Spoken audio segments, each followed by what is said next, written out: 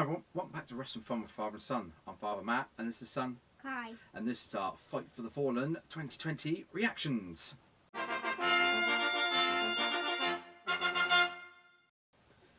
Right, Kai, so first of all we'll say that no Tony Schiavone on the commentary desk because he's awaiting a coronavirus test. So we actually had Taz on commentary, but he wasn't on commentary all night because obviously the main event was Moxley versus Cage, and obviously Taz is Cage's manager, so he had to go off.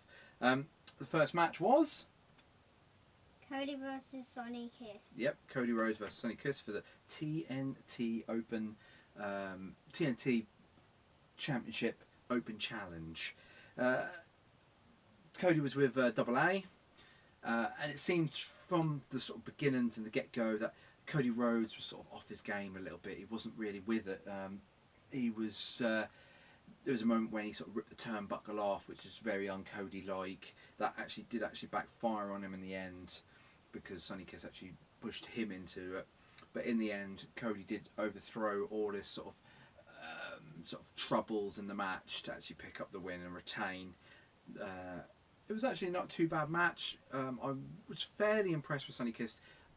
I'm not really a big fan, but I did actually think that it was a good match overall. The next match was Lucha Bros versus FTR. Yeah, and they had the Butcher and the Blade with them. The Lucha Brothers come in the FTR truck because they stole it a couple of weeks ago. The ending of this match, and they did actually put on a really good match. I did think, FTR are kind of their sort of fists, not flips, taken back from their little saying from WWE. They are that kind of team, old school. They don't really do the sort of lucha libre style, but they actually did do a really good match here with the Lucha Brothers. In the end, Ray Phoenix, that's it, Ray Phoenix, he had his mask ripped off. That then in turn caused a distraction to him, and he got rolled up for the win, and so FTR got the win over them. And I thought it was a really good way of doing it. They have done this a couple of times in wrestling, rip the masks off, and that causes a distraction. But it was done to really good effect. The Butcher and Blade, who were standing next to the truck, got taken out by the Young Bucks. They took the keys back. Kenny Omega come down with a beer cooler because obviously a couple of weeks ago FTR offered him a beer, and what did he do with the beer? He tipped it over. Yep. And this time the FTR sort of retaliated a little bit by doing what? They poured it on Omega's head. Yep. So they dosed him in beer as a sort of comeback, and obviously Omega was a little bit hot about that. The next thing to happen was that Jericho and the Inner Circle, minus Sammy Guevara because he's still suspended, came out to do this little promo. First of all, there's a little bit about explaining about the ratings and the demographic, about the 18 to 49 demographic or something. It's, to be honest, we don't really care. To be honest, I don't really care about the demographic or the ratings. I just want good wrestling. I don't care about the ratings. He went on about last week. It was his best match in AEW against Orange Cassidy, and that there will not be a rematch. Only for then Orange Cassidy to come through the sort of arena bit. For him to put up the thumb. He put the thumb, and then what did he do? He put it down. Put it down. And then from the heavens came what? Some juice came down. Yep, orange juice. Absolutely soaked the Inner Circle. And Ortiz did his little comedic sort of slip and sort of swim in the juice, which was really quite funny. And then obviously also there was orange peel. Yeah, orange peel as well, which quite a stroke of luck. It actually got caught in Jericho's hair, which was quite a fortunate turn of events. It looks really quite good. They threw him a towel, only for then what to be on the towel? Orange Cassidy's face. Yep, Orange Cassidy's face. And then after that, Jericho went on to commentary, and again, can't rate Jericho on commentary enough. He's really good. I think I'd like to see him on that commentary desk with Tony Schiavone and JR. I think it would be a really good three-man commentary desk. But he said then that there would be a rematch now because obviously he's angry and he obviously wants to get some sort of revenge on Orange Cassidy. So you also it said worked. that the jacket was $7,000. Yeah, $7,000 jacket that's just been ruined. Next match was? It was the Nightmare Sisters versus Jobbers. No, that's after. It was first of all, it was the Jurassic Express versus the Elite, and there was a hard-hitting knee from Omega to Marco Stunt at the end of this, which got the win. And then it's the next match, which Kai just said, Nightmare Sisters versus the Jobbers. Again, I don't really get this team. They tried to do so many things with Brandy and Ali. They're both kind of stuck in limbo. This doesn't work again either, so I don't expect this to be surviving for very long. Nightmare Sisters got the win. Then we had Nyla Rose, who came out to announce her manager was, or who should I say? Vicky Guerrero. Yes, Vicky Guerrero. Can you do her catchphrase? No. Oh, you're not going to do her catchphrase for us? No. It's excuse me, isn't it? Yeah. Bit shy, are we, Kai? Yep.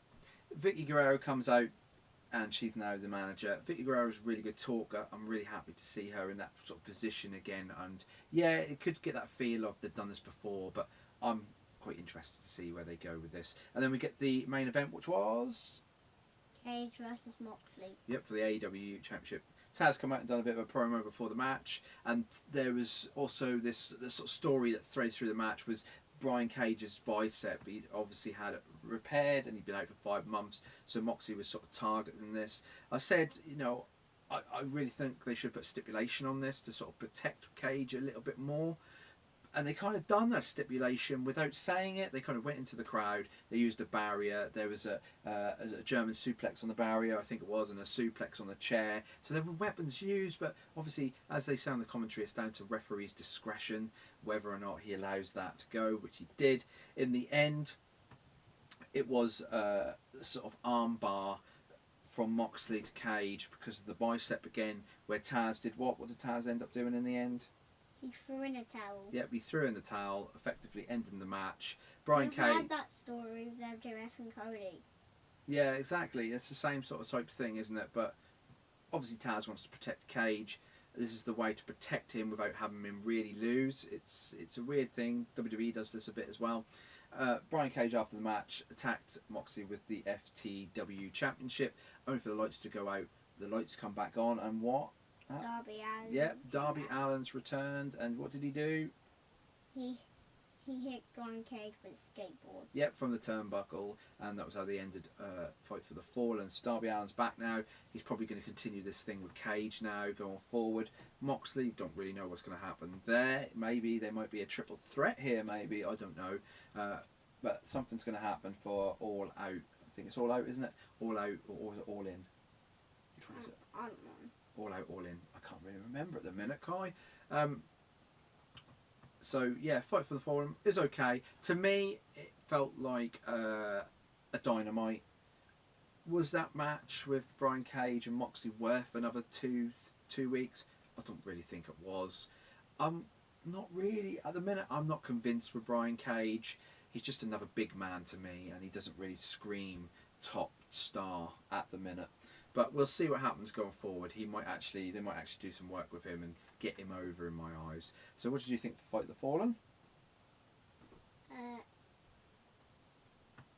Was it good, or was it bad, or was it in the middle? I think it was in the middle. In the middle, yeah. I think it was like a Dynamite, to be fair. But I use the word all the time in our reviews of AEW, consistency.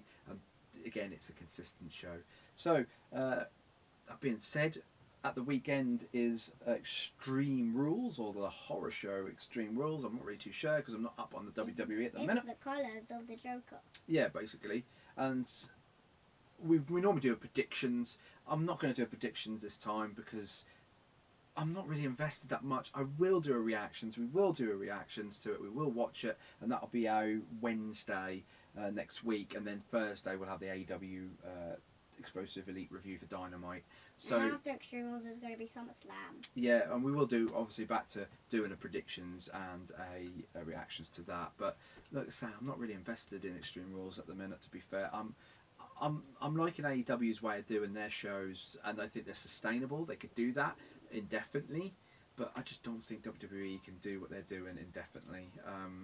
It's just, to me, it got boring, and I just fell out of love with it at the minute. But I keep up with the pay-per-views just to keep my sort of finger in the water, as it were. Anyway, I think if you like this video, please like, comment and subscribe, and we'll see you in that reactions video for Extreme Rules. So I'll say goodbye, and say goodbye, Kai. Goodbye. Goodbye.